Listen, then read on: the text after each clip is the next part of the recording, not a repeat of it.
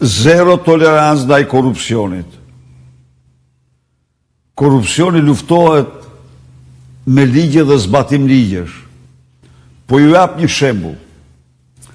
Duke para abuzimet dhe të mërshme që kjo qeveri bënte me blerjen e energjisë, Banka Botërore dhe Fondi Monetar i nxorën kartonin e kuq dhe i kërkuan të ndërtoj bursën, të blej në bursë energjinë dhe ta shes në bursë energjinë. Po pse kjo? Sepse Lubi Balluku zbraste digat dhe ja ushqiste sekserve të saj energjinë me një çmim qesharak. Sekserët e Lubis që e blinin me 40 euro e shisin në bursë, ku mund ta shiste Shqipëria vetë, me 160 euro. 120 euro i ndanin me Lubin dhe mafjen e energjisë. Pra, në qoftë se zbatohen me rigoritet ligjet dhe transparenca, ju garantoj se ato janë gërshërt më të mira për luftën kundër korrupsionit.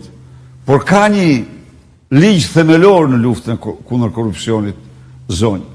Dhe ky ligj është ligji i konfliktit të interesit. Në qoftë se ti nuk lufton me zero tolerancë konfliktin e interesit në tendra prokurime dhe në koncesione, ti faktikisht favorizon korrupsionin.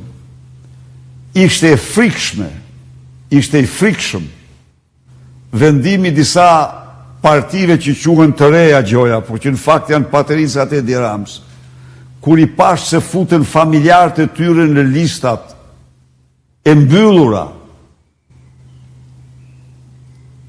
nga 2 dhe 3 familjarë në listë të mbyllur. Imagjinoni ju një qeveri të tyre do ishte qeveri dhe familjarë. Do bërë në atë si që bërë Edi Rama sot, i cili ndan parat me baxhanakun, ndan pronat me vllaun, ndan shuma me familjarët e vetë, dhe këto janë origjina e të mërshme e korrupsionit. Sikundër ministrat, me ligj nuk do mund të merren në asnjë mënyrë me prokurimet publike dhe koncesionet. Nuk janë marrë. Dhe kjo i bën ata syçelt ndaj korrupsionit ministritë e tyre. Do instrualizohen dhe format tjera. Do bëhet një bilanc i përgjithshëm, një audit i përgjithshëm i vjedhjeve 12 vjeçare në mënyrë që të gjenden fondet ku kanë shkuar. Tu i kthehen parat shqiptarve, por që dhe shkurat mos mund të përsëritet më.